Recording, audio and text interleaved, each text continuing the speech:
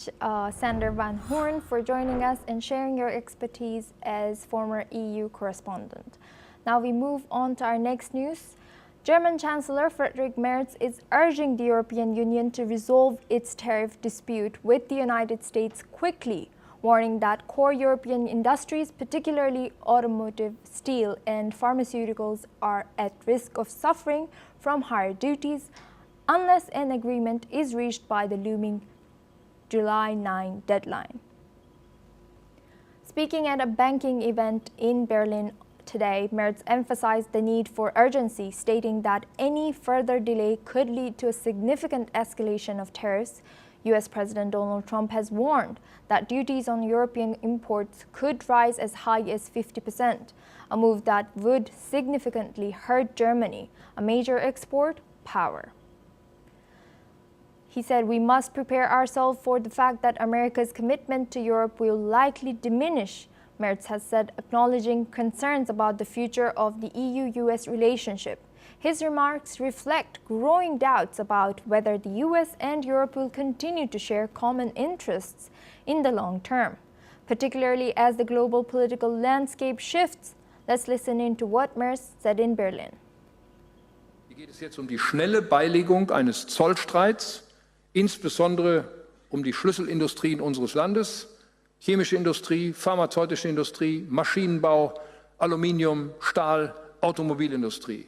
Da muss jetzt ein schnelles Ergebnis mit den Vereinigten Staaten von Amerika erzielt werden.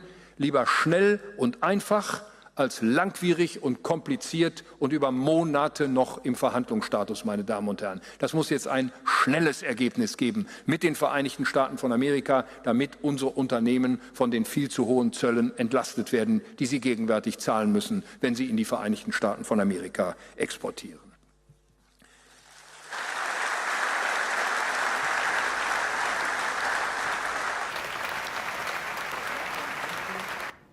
While Merz made it clear that he would do everything to keep the US on Europe's side, he also pointed out that Europe cannot afford to be overly reliant on Washington. Since taking office earlier this year, Merz has stressed the importance of Europe becoming more self-reliant in facing external threats.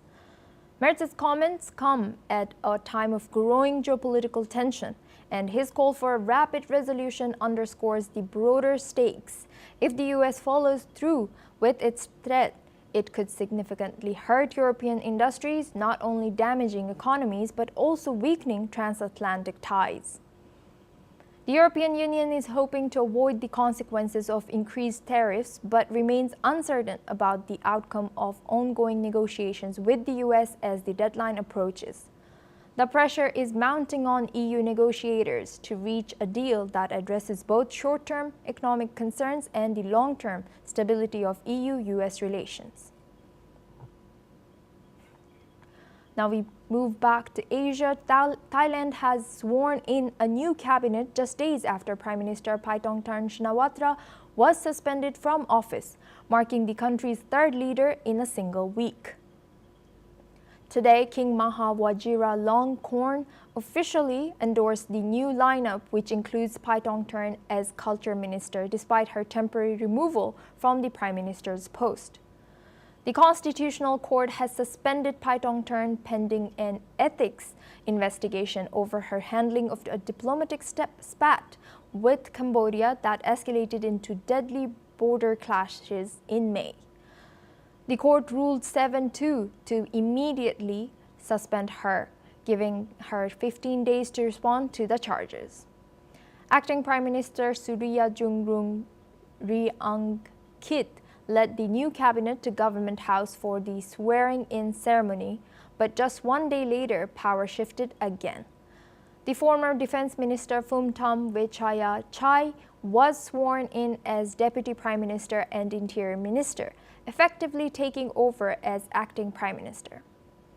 The cabinet shakeup comes amid economic struggles and Bangkok's push to finalize a critical trade deal with the United States.